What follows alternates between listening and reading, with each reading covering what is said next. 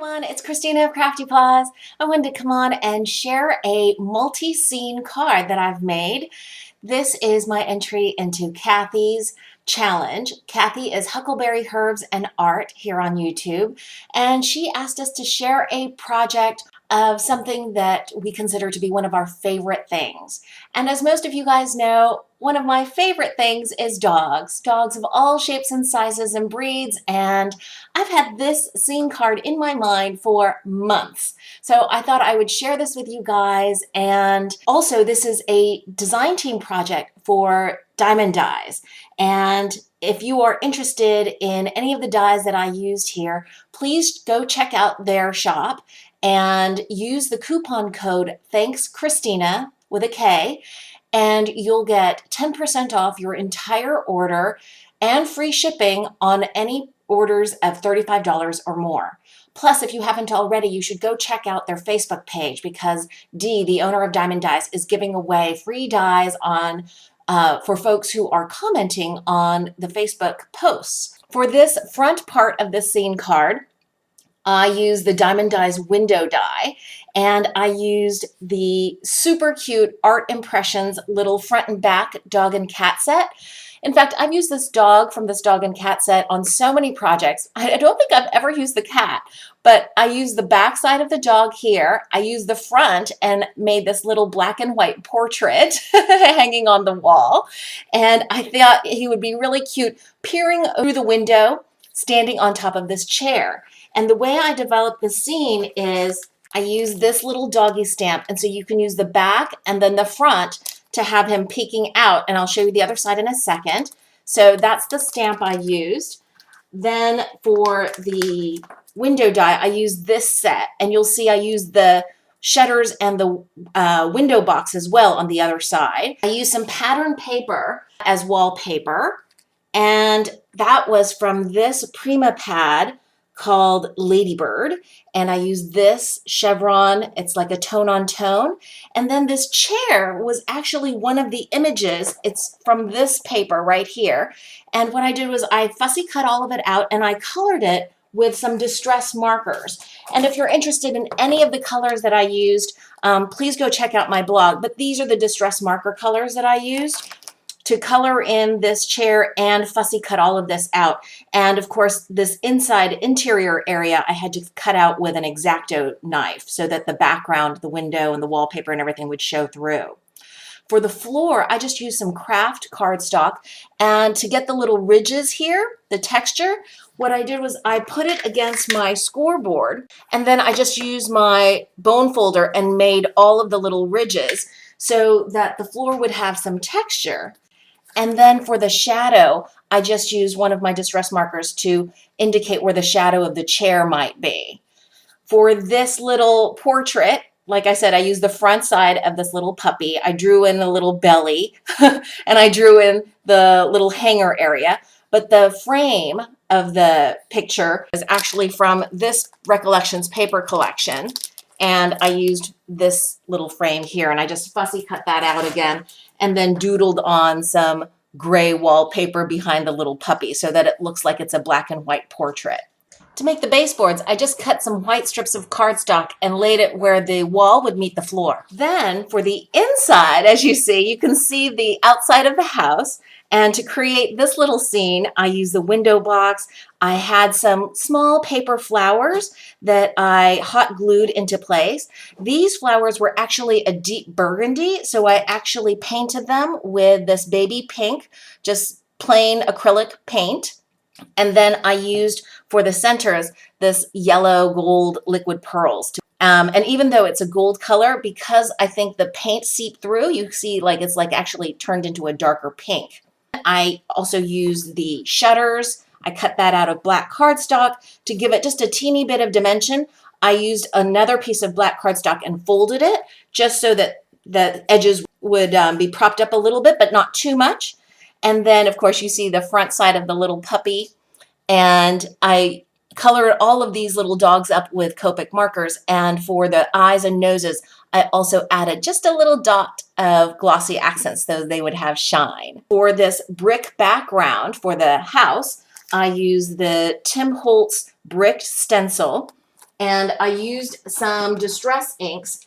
I used fired brick and tea dye and just used a blending tool to get that kind of distressed look for the building. Then for this scene, I'm so excited about this. I used just some plain white cardstock, and I used, I think, antique linen and tea dye for the sandy area. For the grassy area, I used mowed lawn and twisted citron. And the dyes that I used were the grassy hillside from MFT and the lawn fawn stitched hillside. And then just for some extra little details, I used the distress markers again to give a little bit of texture where there would be shadows and give an indication that it's kind of sandy.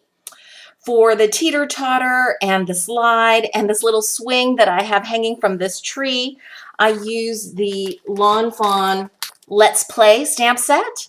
And as you can see, the tree is much simpler here. So what I did to make it a bigger tree so that it could also hang the swing from the swing set, I stamped out this top part of the tree again and added this layer.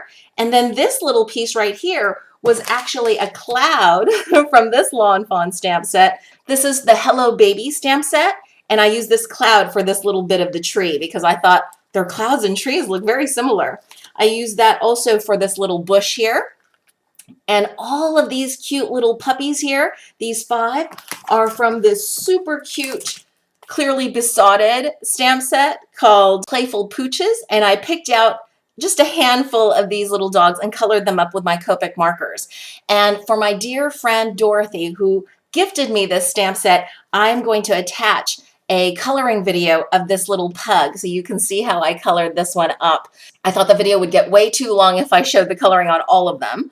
This little dog, the little spotted dog, is actually from the Lawn Fawn set. It's this one right here, and I just made him into a spotted dog, and I shortened the ears just a little bit because they seem too long. And then for the rainbow, I used the Diamond Dies Die-Normous Stack-Em nesting die set, the circle die set from Diamond Dies.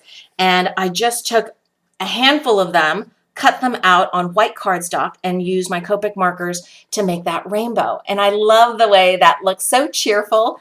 And I don't know if it's going to come out on the video, but I also added Clear Wink of Stella. So there's a real good shimmer on all of these rainbow rings.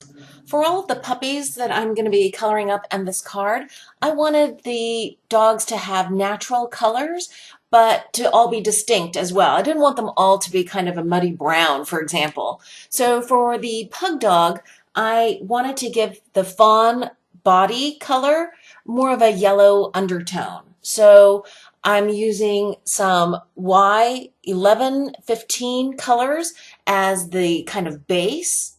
And then I'm going in with something that has a little bit more brown to it. It's still in the yellow family. It's a Y26. And I'm marking in where the shadows would be. On the lower parts of the feet, by the little curl of the tail, underneath the ear, where the kind of dip is in the ears themselves, and between the eyes, under the chin, all of those areas I'm marking in with the darker Y26. And I want the face to look round, so the edges I'm also doing with a darker color. Here you see me doing some tip-to-tip coloring, and that's putting the light color marker on the tip of it onto the darker marker and putting that kind of combined color where I wanted the light and the dark to blend more seamlessly. Now I'm also coloring in the face, and pug dogs generally have a darker, almost black face, but to not lose the details of the stamped image, I'm starting with a very pale gray. And then I'm putting in where the wrinkles are and the edges where the details of the eyes and the muzzle are with each darker shade. Again, trying to be careful not to lose all of those cute stamp details. And that's really the key for black-faced dogs, is to go lighter than you think that you should, and you'd be surprised once everything dries out and everything is blended. It really does look like a little black-faced dog, but it's obviously not black. It's a paler gray. Now, all of these images are really simple, so the coloring is really simple overall. The real key here is that there's no wrong color in nature. I think if you keep working at it and mix your colors so that they blend nicely, you really can't go wrong. And if in fact you want a less yellow and more brown color dog, you might look at the dog that's sniffing on the card. If you go to my blog post, you'll see all the Copic colors that I use for each of the little dogs that I used on this card. One of the other things that I do when coloring up images with Copic markers is toward the end of the coloring, I reestablish the darker shadows. And that's because through the blending process, using the lighter markers kind of bleaches out the darker. Then lastly, the whites of the eyes and the little shine on the nose kind of disappeared in the coloring, so I'm reestablishing those with a white Jelly Roll pen. And I'm calling this pug done. And that's it. That's my card. It makes me so happy to see all these little puppies playing. I think they're celebrating the summertime, at least these guys are, and they're encouraging this little puppy to come outside and join the fun. I hope you guys are enjoying your summer and that you're having a wonderful crafty day.